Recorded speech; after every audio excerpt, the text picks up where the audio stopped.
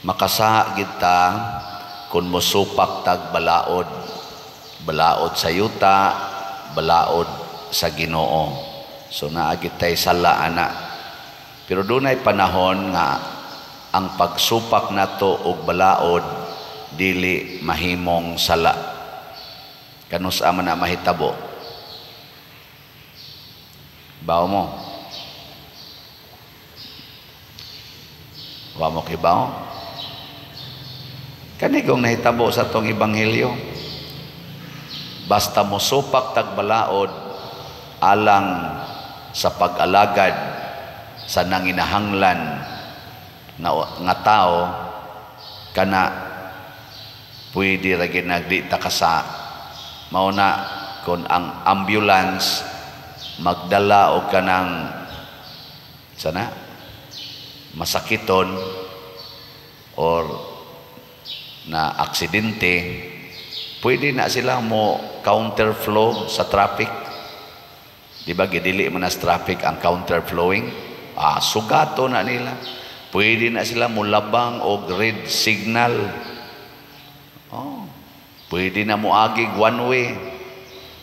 Why traffic rules nagiilaan na? Pwede ka nilang banggaan, pwede ka nilang ligsan, basta mo babag-babag ka. Mausad ng mga bumbiro, basta padong na gani na sa ilang pag atiman aning mga nasunugan, why giilaan ang balaod? No? Ano na siya? So ang panginahanglan sa usa ka tawo aron siya mabuhi mas labaw sa tanang balaod. Ngano man kay ang kinabuhi mao may dugukan, mao may sintros balaod. Ang balaod gihimo para moatiman sa kinabuhi, dili ang kinabuhi maoy moalagad sa balaod. Sige, pangutan na imong tupad. Lingi Ing na ba? Nahigugma kas kinabuhi. Na. Kanang balaod sa private property. Ano bang maingon din ta? No trespassing private property. Unsa man na? Balaod na? Dili. Balaod. Niya kung ang imong balay, ang imong lugar private nimo nga balay. Kung naay mga taong way balay, unsa man, imong i-violate ang imong private property aron pasudlo nimo tong mga way balay. Okay. Way balay ba? Way mga balay in taon, way kapuy-an, unsa man, imo bang i-violate ang imong privacy aron mo welcome ka atong mga way balay nga nanginahanglag balay? Giling nga imong tupad na okay nimo. Na so good na hunahuna siya. Patyon pa lang taana. Balik tas uno kinabuhi mao'y atong alagaran. Ikaw niya pader ang akong kinabuhi. Ang akong kinabuhi ug patyon ko anag mga tulisan na sila nya way balay nya patyon ko. Patay akong kinabuhi. Nya karon between sa kinabuhi nga maayong pagkabutang ug sa kinabuhi nga bati pagkabutang kinsa may alagaran? Hoy. Kinsay alagaran? Ang kinabuhi ba nga maayong pagkabutang or kinsay mo alagad? Ang kinabuhi nga maayong pagkabutang o kaning kinabuhi nga nagkalisod-lisod? Ang kinabuhi nga maayong pagkabutang, ikaw may mga pagkabutang des imong balay. Ang katong niduol sa imong private property nagkalisod-lisod man to, naara man to maghigda sa kilid-kilid, imo gid nang alagaran. Mo na niingon si Kristo, unsay inyong gibuhat sa labing ubos, unsa man mao na inyong gibuhat nako. Nya napagid siya sugo, kung gusto kang mahimong labing taas sa tanan, kinahanglang mo alagad ka sa labing ubos. ang pinangga sa Ginoo mga igsoon kana gyung mapaubsanon ug naas labing ubos nga kahimtang. Timan gina ha. Lingay mong tupad ing na pinangga ka kas Ginoo. Pinangga ka. Ay, kusog ra ba kita yung love jud ko ni Lord kay nakadaog jud ko loto. Love jud ko ni Lord kay na-promote jud ko sa trabaho. Love jud ko ni Lord kay nawagtang ng akong cancer. Love jud ko ni Lord kay nakapasab jud ko sa board exam. Love jud ni Lord akong anak kay natapnat sir gid siya. Oh, yang gihigugmas Ginoo karing labing ubos. Kung kanang imong anak nga natapnat sir unya mapahitas o na kay na gilab na ni Satan. Ikaw nga nawa na kay cancer unya mapahitas o na kay ka, kusog na kay kang mangaway sa imong isig katao, unya hadlok na kay kang masakit, ngunang di na ka mo welcome og mga masakiton, kusog na kay kang mo tap-tap sa imong naong kay hadlok jud ka matakdan. Oy, di na ka pinangga ni Lord. Di na gani ka mutipon sa mga taong mga masakiton, di na gani ka muduol sa pundok sa mga tao kay hadlok jud kang matakdan. Magsige na kagdaan ang sa tawagan na kanang holy, di man na holy water, kanang sana alcohol kay di jud kada nimo hikap ana dayon, kada hikap ana dayon. Oy, di na ka pinangga ni Lord, buangon na ka. Ana. Mao na sa unang pagbasa si David ba? 8 ka anak ni Isay. Ikawalo si David kamanghuran. Unya adto mo pili sa 8 ka anak ni Isay nga lalaki ang Ginoo ug bag-ong hari sa Israel. Una nga pag-agi sa 7 katong maguwang nga mao gyud pinili sa amahan nga posibleng adto kuhaon ang hari sa Israel, wa ginapilian ang Ginoo. Nya ningon dayon si Samuel, maora ba ni imong mga anak sa tuway usa manghod nagbantay sa among mga hayop? Kana bitang igsuon nga maoy palawgon sa mga hayop. Unsa man na sila? Sulugo. Dinaog-daog na, mo'y mo kumpay skanding, mo'y mo laog sa baboy, yang uban dito, nag-skwela, ang uban dito, nangaon, niya siya dito, ato ra yun, manilhig, ato.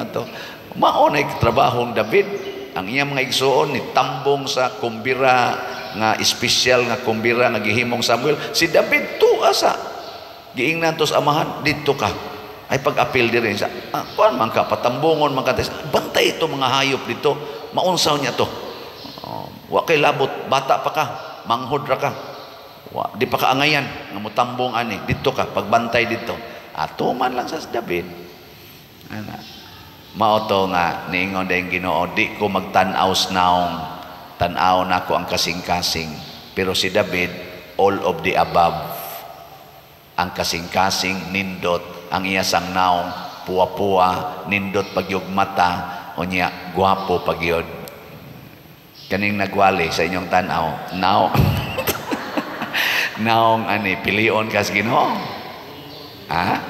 Ang naong ani, oh Jesus, di ni pilios Ginoong naong ngaway mo na naningkamot na lang ko sa akong kasing-kasing kotob sa mahimo. O nang gipili-pili sa tingin ko sa Ginoong mahimo kong pare, tungod tingin sa akong kasing-kasing. Na nga di man gini attractive akong naong iyong Ginoo, imo alang attractive imong kasing-kasing. Higugmaa ang mga kabos, higugmaa ang simbahan ug pag-alagad gyud sa tanan. Mao na karon nang himo tag balay, pero ako wa jud ko maghimog akong balay. Usay padungog-dungogon ko sa akong maguwang. Then siya, ikaw ba sige kag panghimo ana mga balay, napay mga staff nimo diha. Tag milyon-milyon na ilang mga balay nya, ang atong balay tanawa ko nun ingon dayon ko, oy ilubong ratas yuta may nalagan ini do na tay gipuy ang balay nako, gihuna-huna ako nun ninyo be, kadtong balay na tos una nga nagsigig irog-irog inana perti in taong gabuka ikumparar ani karon nga atong balay nga gipuy-an hay may nindot insya layo ra gyud kay tugbiya nakaon araman din na ngano magsigi pa mamukuna-huna ana nako inyo man sa ding balay nga ako mga igsuon na man sa sila mga balay ako man sang gihimuag balay pero ordinaryo lang balay pero wa ko maghimog ako nga naman maghimo pa kog akong balay kadako na kog balay dinis kumbento napamay ko gihimo ro 3-story building puyo sa ko diha ing kadi maguna nimo balay kay palagputon man ka diha mga pila lang katuig ikan karon hingin la naman ka dinhi aning parokya asam sad ko ibutang adto na sad sa laing balay nga gitawag og simbahan oy kanindot na kog balay di ba kamo unsa may inyong balay nindot adili nindot moingon gani kang bati buangon ka pasabot nangumparar na ka mapahitas-o na ka masidahon na ka ana nga tungod ni ini nga wa ko mga ambisyon og akong kaugalingong balay og akong kaugalingong bahandi mao na nga sige kog baligyag slots og ang kaning atong mga slots mipanindot ni sa simbahan dili lang dinis atong parokya kung dili sa ubang mga parokya ni panindot ning ato mga slots so pakpakan nato ang mga slotters salamat kay ninyo di lang ko mo update o sa karon kay atong tingbon ugma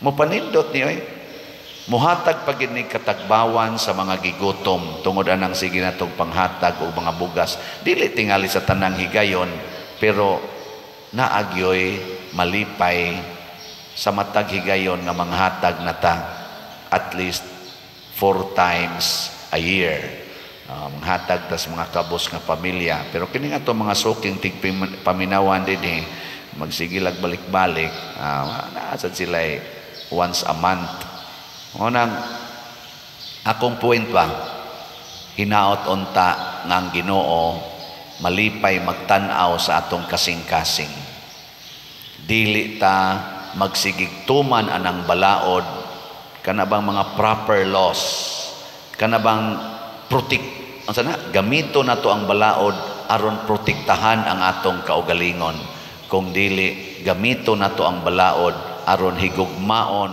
o protektahan ang atong isig katao mo bitan nang moingon jud ko kamong magparking anang karsada public nga karsada barangay road or national road or provincial road inyo ng parkingan mga buangon mo wa ninyo protektahi ang kinabuhi sa inyong isig katao ang inyo ragyong kinabuhi ug ang inyong kahayahay mo inyong gihuna-huna tungod lang kay duol nas imong balay tungod lang kay yuta na nimos una nya imong gidonate para kay imong karsada do na kay right pagparking diha di ba kamong naghimog mga tindahan nga naa gyud kilid sa karsada ang inyo pag yung atop-atop sa tindahan inig-ukab mo sud nga ris karsada mga buangon mo maninda mo aron mo mabuhi unya marisgo ang namalit ninyo maigo sa mga nagdag motor maligsan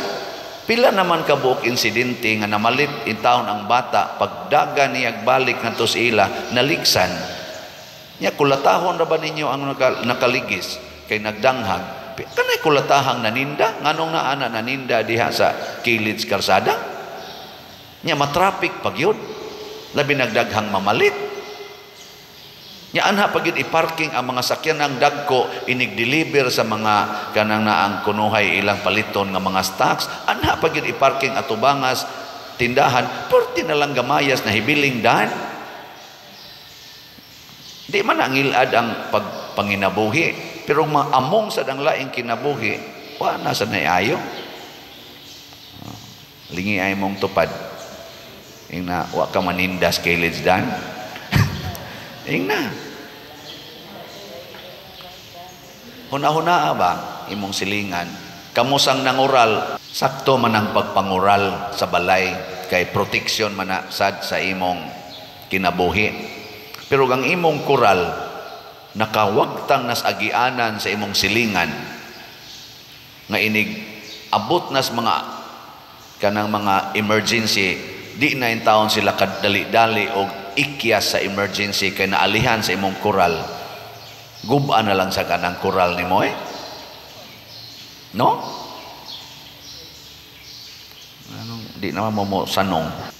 Kung ang inyong koral nakaproteksyon ninyo nga di na mo sudlon sa tubig iniguan, pero ang inyong silingan nga pobre mao intaw naganto sa tubig nga musud unta moagi unta nang inyong nataran nya adto na noon mo muli lunop sa ilang balay nga tagahawak tagatuhod ng tubig didto. Guba na lang sa ng koral ninyo or buslote paagiig imburnal sa ilawom aron dunay kaagian ng tubig. Ayaw sa itugot nga ang imong silingan kada uwan sige lang tawag antos ligo anang swimming pool nga wa tuyua. Mga tug ra ba dayon mo og kanina akong iwali. Ay mo tugtog diha. Gimoy ayo. Una-una. Kita na dinining kamot kita nga ang ato mga silingan ato gyung maatiman muna do na tay agianan nga dako-dako atong gipanghimo hangyo ta ato mga silingan gipanghangyo nato.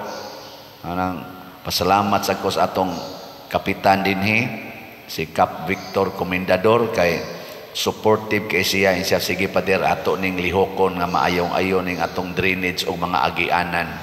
Nako support sa ko nimo Kap ja support sa ko ani sige suroy na mo diri among tagaan og hopefully mo na hangyo sa ko dinis ato mga kasilinganan magmanggi hatagon ta para sa kaayuhan sa publiko.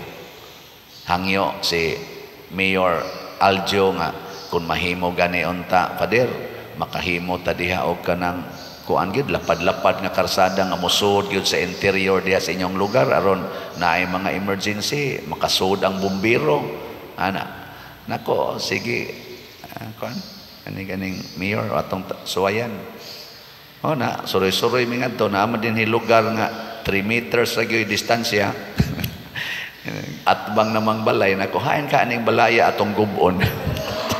Ingot sa ayaw sa paderoy kana lang 3 meters pa din ako nya dito 5 meters nya abot ini 3 meters nya ang karing unahan di kalusot niya bumbiro sunog ri tanan kamo ra diay masib ana sa amo pa ng pamalandungan nako ikaw na anak ka bahala ka diya patyon ka na sa mga tao bahala ka diya pasabot ba isig tagtanaw unsay akong ikatabang aron manindot ang among katilingban aron ang matag usa makapahimos sa gitawag natog seguridad sa kinabuhi kay ang kinabuhi usa ra man ang akong kinabuhi ug ang inyong kinabuhi parihara man kun ako ray secured niya kamo na miligro hasta sad ako mamiligro nga di kasud og langit. Muna ka na ito mga barangay officials, mga government officials na siguroon lang ilang kinabuhi, pinaaging korupsyon, unya nag-ilaid sa kalisod ang atong mga constituents na miligro na sa nang inyong kinabuhi sa impyerno. Kami sang mga pari, mga obispo, nga naniguro lang nga madato mi, pero ang amo diha ganing mga staff sa simbahan, hastang mga parokyano nag-ilaid sa kalisod, kasab-an pagyud og dili mo simba, i-close pag yun ang kapilya kundi manimba namiligro na sa mianang di kasud og langit di ba ako okay ra nako wa ko'y kaon dinhi basta makakaon lang ning akong staff usahay ra ba libakon ra ba sa kugunayan nila pero sige lang okay ra gyud kay na